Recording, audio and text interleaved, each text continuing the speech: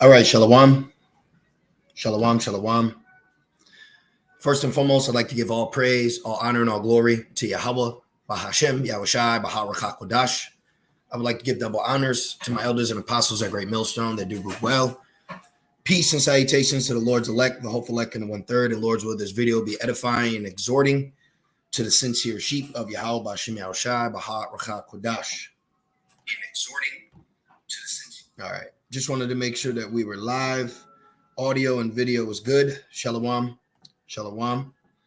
All right. And Tawadi Abashim Shai, forgive me the inspiration to do this lesson. Okay. And, I feel humbly speaking in the spirit that, this will be edifying and nourishing to our spirit. Okay. Because we're getting ready to enter Jacob's trouble. All right. But Yahweh Bashim Shai has given us, all the necessary tools, okay, in the spirit and in the mind for what we need to embark on this journey. Because remember, the scriptures say through much tribulation. Okay, so us knowing things of that nature are gonna benefit us highly. Okay, and hope is one of the main key factors outside of faith that is going to benefit us in the spirit. So take myself off the screen now that I know that we are live. All right, so let's just go here. All right. So I'm very excited to do this lesson in the spirit. Okay, there's a lot of scriptures, all right, surrounding hope. But as the title reads, the benefits of a hopeful mindset. Okay, the benefits of a hopeful mindset. Now, before we get some fun facts, I like bringing out fun facts through the spirit. Let's get some foundation scriptures so that we can build off this. Okay, so real quick, we should all know this one. And that's another thing too. All right. These milk scriptures go a long way. Okay. There's never nothing wrong with sticking to the milk. Okay. Romans 8:24, it says, for we are saved by hope. Okay. We are saved by hope, but hope that is seen is not hope. For what a man seeth, why does he yet hope for? But if we hope for that we see not, then do we with patience wait for it. Look at this. It says, with patience, we wait for it. Now, real quick, one more. Romans 12, keyword hope and patience, right? Keyword hope and also patience. This is Romans 12 and 10. Be kindly affectionate one to another with brotherly love and honor, preferring one another, not slothful in business, fervent in spirit, serving the Lord, rejoicing in hope, patient in tribulation, continuing instant in prayer. Okay, these are what we need to have as characteristics to us becoming a new creature. Okay, what this truth has done is washed us from the old ways and ultimately the old mindset. So now becoming a new creature, you have to put on new characteristics to yourself. Okay, you have to put on new characteristics, and one of them is to what? Hope, faith. Okay, hope for good, as they would say, a positive outlook. All right, because we now know what to hope for and to hope in. All right, now let's real quick in Shalom, Yahweh Bashim Shai, Bashim Kakadash Barakatam, to you brothers and few sisters tuning in. Let's look at this real quick. I want to show you something. Now, immediately I just thought about Thessalonians. All right. But if the spirit has it, I'll grab it. It says, I put in, how does hope help you survive? And it said, hope reduces feelings of helplessness. Right. And what's that in 2nd Ezra 15? Helplessness is faithless. All right. Let's grab that real quick. Because I'm telling you, the times that we're coming in, a lot of people are going to be exposed to who they really are. Because right now in America, Babylon, the not so great, people can put on a character, put on this persona, hide behind the keyboard in a certain made up image, glasses, dyed hair, certain gimmicks. But we are about to witness, okay, the fall of the proud man and his cohorts. Okay, we're about to witness, people be exposed for really who they are. And you're going to find out that these people, these tough guys, okay, these promiscuous women, All right. We're going to see them fall hard because what the Lord is doing is he's hardening us. He's separating us. He's building us up to get ready. All right. For what is about to partake upon earth. And that's going to be great judgment. All right. So real quick at 2 Ezra 15:1. Behold, speak thou in the ears of my people the words of prophecy. So this is what the Spirit is bringing out, the words of prophecy, but not only prophecy, but exhortation within prophecy. And I find that to be very beautiful. Okay. It says, which I will put in thy mouth, saith the Lord. See, so we can't take none this as it's us. Okay. And through the Spirit, we humbly, praise Yahweh Shemel Shai for putting these words in our mouth, and we give glory to Yahweh Shemel Shai. It says, and cause them to be written in paper, for they are faithful and true. Fear not the imaginations against thee.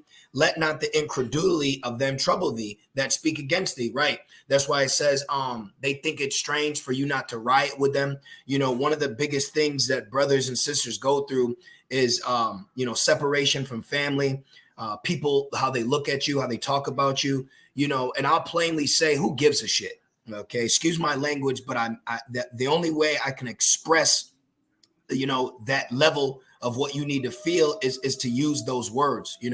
Hey, so what? Okay, so what that you are now people are separating themselves from you? That's the scriptures. So what? Okay, because we are going to witness the benefits of standing firm with the Lord and not following a multitude to do evil. These people need a multitude to feel powerful. We are learning and embracing the grace and faith that is powering us through the Spirit in this walk that will be lonely sometimes. Okay. And it says that speak against thee. It says, for all, see, not some, not maybe, for all the unfaithful shall die in their unfaithfulness. So we are getting ready to witness judgment on all the proud boasters, scorners, all the ones that mocked and laughed. You see, this is why there are benefits, okay, of a hopeful mindset. You need to obtain a hopeful mindset. And real quick, let me just grab this really, really fast. This scripture stands out to me a lot. All right, real quick. Just came to mind. Let's look at this one. This is Sirach 2:9. Ye that fear the Lord hope for good. All right. And this is one thing I've learned and still learning in this truth. I do not like being around a quote unquote negative Nancy.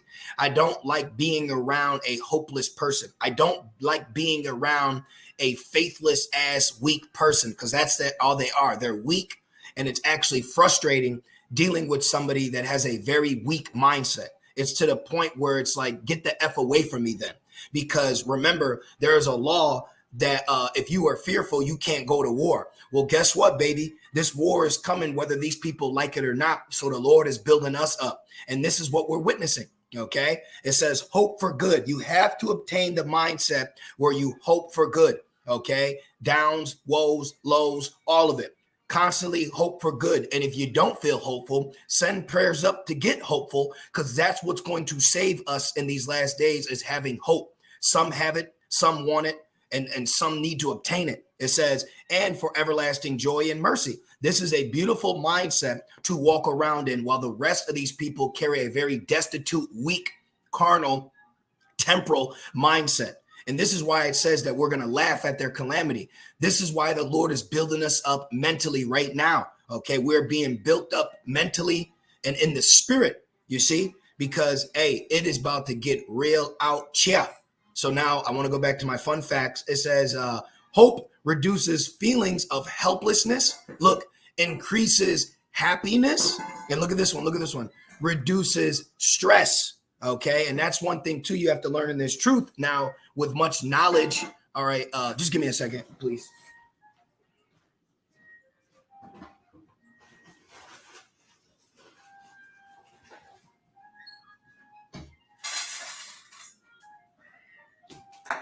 All right. Sorry for that. All right. So look at this one. It says reduces stress. Now, stress is something that you do deal with on this side, but I believe it's in John. Let's grab that one real quick. I believe it's in John. Yahushua said, I think it's John 14:26. But real fast, I want this just to make a point. Yep. 14 and 27. John 14, 27. Peace I leave with you. So you can be stressed. This place will stress you out, but you need to maintain a hopeful mindset so you don't allow stress to overtake you, because stress is a very harmful thing to your body, your immune system. I gotta whisper it because Esau, he don't want us, uplifting. He don't want the spirit of uplifting on our people, But you have to understand that in this walk, yes, with much knowledge is much grief, but remember, we also have a balance to this thing. You are allowed to be angry and to vent, but don't get consumed by that, and you're not leaving room for peace. Your spirit still needs peace. You still need, to smell beautiful things. You need, beautiful colors in your life as well. We're not always on the downside of the dirty and the grit that we are surrounded by. There's also peace here for us, okay? And you truly find that in the spirit, through the scriptures, through the elders, through the brothers, all right, and through lessons. You see, this is why there's a spirit of exhortation being put out.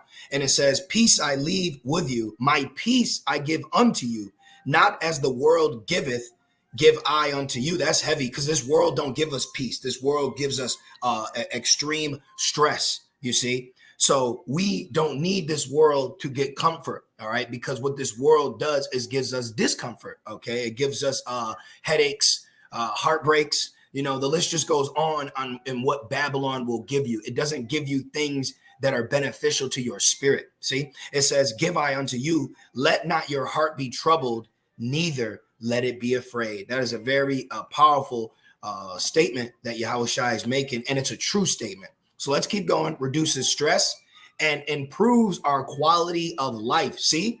All right. See? And then the brother posted Romans 8 and 24. You see? So this is why you need to have hope in your mindset. All right. Now let's go down. It says, why is hope important for survival? Do you know what the definition of survival means? Let me see if I can pull it up real quick. And now I may have to get Thessalonians. Check this out. I had went into this. Let me see. Look at this. Let me see. Survive, continue to live or exist, especially in spite of danger or hardship. And look at this one. This is Thessalonians right here. All right. Now I'm going to have to get that. I'm going to have to get that 1 Thessalonians 4 and 6, and I got to get it in the blue letter. Look, remain alive after the death of a particular person. That is the true definition to survive, okay? To be alive after someone dies. Now, let's get this real quick. This would be more of a scripture towards the end of the lesson, but since the Spirit has me bringing it out now, I have to get this real quick. And this is a beautiful precept, too, to walk in. 1 Thessalonians 4 and 6, check this out. It says, for the Lord himself shall descend from heaven, but you have to hope in that. Now, we know it. We do know it through faith. We know that this is true. We know that this is true. But now is the time to believe and hope in what you know is true. You have to hope in the faith that you've been given. It's one thing to have faith, but it's another to be hopeful in the faith. You have faith that your team will make it to the playoffs, but you're hoping that they win. See? So sometimes you can use worldly examples to help a better understanding for you. All right. You have faith, that you are going to get this job, but you're hoping that it comes true. See, for the Lord himself shall descend from heaven with a shout, with the voice of the archangel, and with the trump of the Most High, and the dead and Hamashiach shall rise first. Powerful. Watch this. Watch this. Here's my point. Then we which are alive and remain. We which are alive and remain. See, we which survive Jacob's trouble. We which endure until the end. See, let's go back. Right. It says, then we which are alive and remain shall be caught up together with them in the clouds, the chariots, to meet the Lord in the air. And so shall we ever be with the Lord. Wherefore comfort one another with these words. See, there's comfort in these words, and we need that comfort because no one else can relate to these scriptures. I was actually meditating on this earlier. Like, how can, unless the Lord is chastising you, these scriptures have no effect to you because you can't relate to them. You can't relate to the hardship that the true servants of the Lord go through, okay, if the Lord ain't dealing with you. So you can't relate to these scriptures. The most Esau can do is put it on a coffee mug, a t-shirt, or maybe their Instagram bio while she's twerking or something, you know. So let's get this real quick. It says alive. Now, I believe it's this one I want. Let me see. Alive. Remind me later. Alive, right? To live, to breathe. Let's see. Maybe it's remain. But the word survive is in it. That's why I'm going into this. Even though we proved the point already, but I just want to see, yeah, right here. See, remain, to remain over, to survive. So those that are alive and survive until the end, see, to survive after one's death, meaning great death is coming. Okay, the Lord is going to release the spirit of death upon this place, and you're going to see people die very easily. Okay, death is going to be contagious out here, but we need to remain hopeful. And I'm speaking in the spirit of Psalms 91. Okay, we need to make sure that we carry a hopeful mindset. All right, and this is something that is detrimental to your walk. All right, and the brother GMS News Amon said, fear can kill hope and fear can kill hope and make alive. And you know what makes me think of, brother? The water for that input in the same spirit. Let's get that. Is it 1 Timothy 1:7? Let's see. Or 2 Timothy. Maybe it's second. Maybe it's second. I always get those mixed up. The first and the second book. Right here. 2 Timothy 1:7. For the Most High has not given us the spirit of fear. See? But like the brother said, right here. All right. Fear can kill hope, but we have to continue to pray to Yahweh Shem Yahushai, all right, to not be in a fearful mindset of what man can do unto us, right? So we have to continue to remain vigilant. We have to stay prudent. You know, this is why, and I'm learning and still learning that in this truth, mental health is one of the biggest things that you need in this walk is your mental health, spiritual health and mental health. You have to have those while walking, all right, in this place, because, you know, this place is set up to kill you mentally. Remember the famous letter of the demon. What's that man? What's that demon? Damn, I can't remember what's his name? Willie Lynch. Willie Lynch said, kill the brain and keep the body. There's a reason for that. Okay. There is a reason for that. And let's actually look that up after this. 2 Timothy 1:7. For the Most High has not given us the spirit of fear. This proves that there is a spirit specifically to bring fear. That's why one of the curses is like Jake will run at a shaking of a leaf. You know, ooh, ah, oh my God. There's actually a spirit that can overtake you. It's contagious. It says, but of power and of love and of a sound mind. See? Now, real quick, since I made that statement, let's just put this in. Kill the brain and keep the body. Real fast. Let's just see what pops up. Pig brain. I wonder why none of this. I wonder why. Let's put quote. Kind of funny. It's not coming up. Esau and his trickery. Let's put Willie Lynch. Let's see. I mean, maybe it wasn't Willie Lynch, but if I'm not mistaken, it was Willie Lynch that quoted this or wrote this in a letter. He had a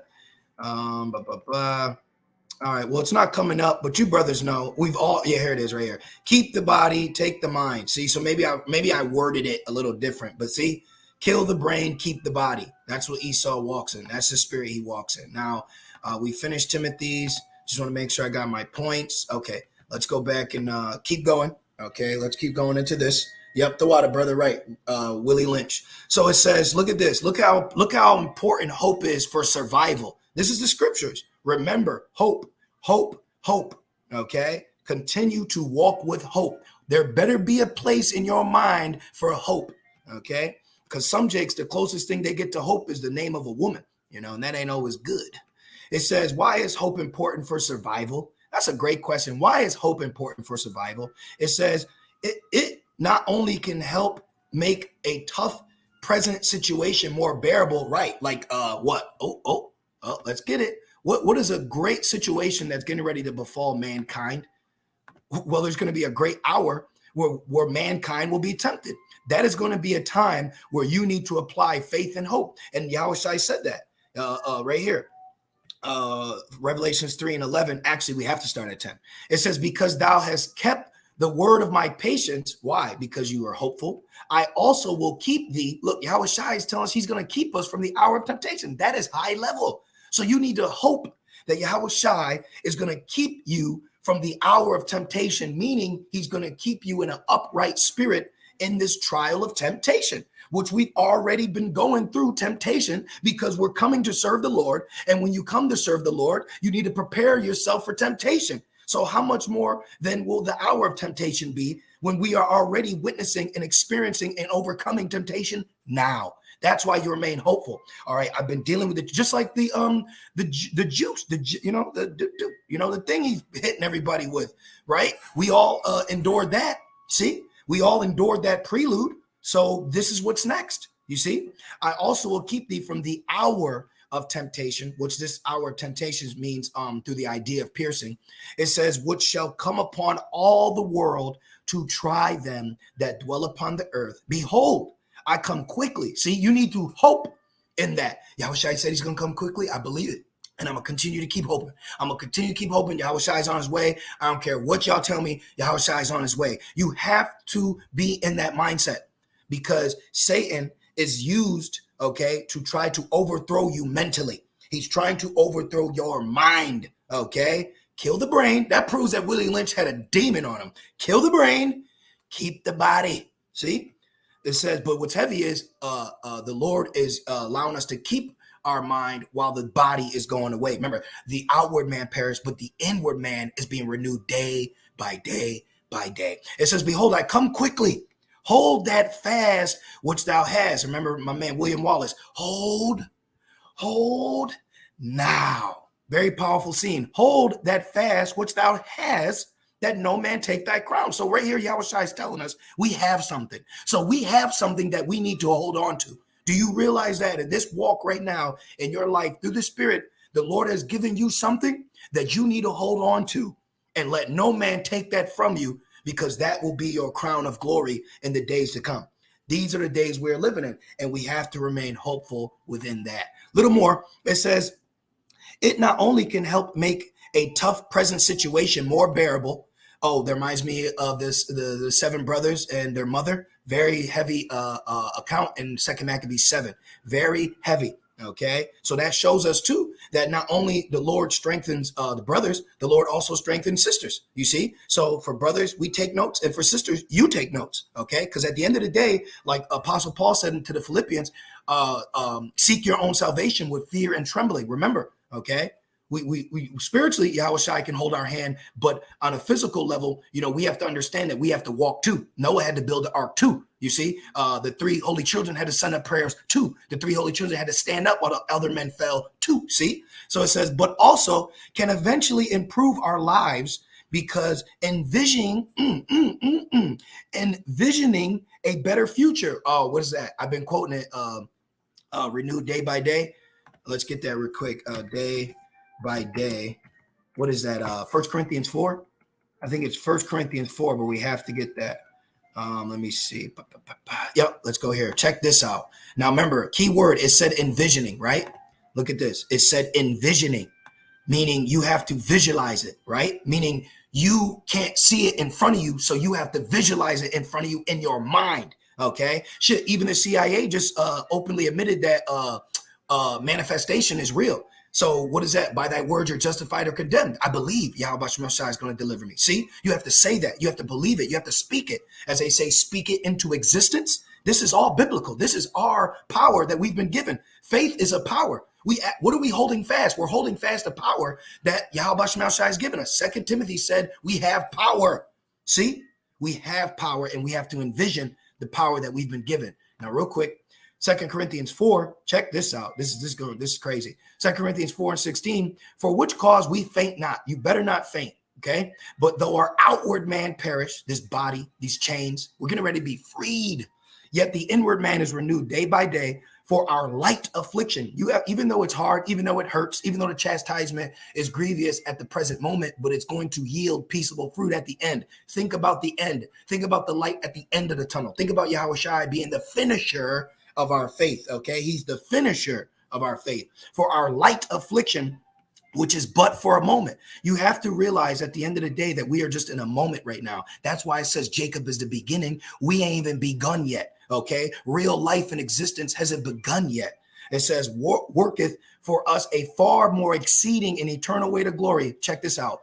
While we look not at the things which are seen, envision, while we look not at the things which are seen, but at the things which are not seen. Envision the glory, envision salvation, envision the deliverance. It says, for the things which are seen are temporal. Look at your flesh, look at your hands, look at what all around you. This is all temporal. But the things which are not seen are eternal. And that is what we hope in. And that is where we stand in our mind. See? So it says our lives, because envisioning, right? Envisioning the eternal, envisioning things that can't be seen, right? Envisioning a better future. Revelations, he says he's going to wipe away all tears. Well, shit, what the Lord put us through, we do cry. We do cry and sigh to the Lord. That's why he says, mark them that sigh and cry. We've been put through situations and been given eyes to see. And what we see now makes us stress and makes us cry. And now we have to be hopeful. And so that it increases our faith. It increases our happiness and it reduces the stress because we are in a stressful environment here. Okay. And no American wants to admit it that America is garbage. But the Lord put it on our spirit to see it what it is. And he's put it on our spirit to say something about it. Okay. And it says a better future motivates you to take the steps to make it happen. Whether we think about it or not, hope is a part of everyone's life. Everyone hopes for something. So what are you hoping?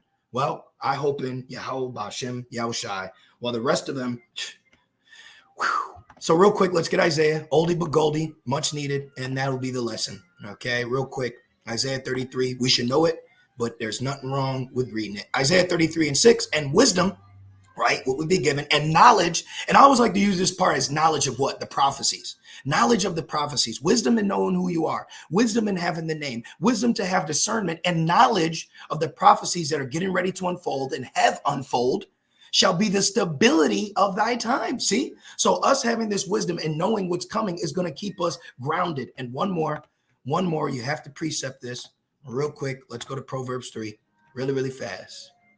Proverbs 3.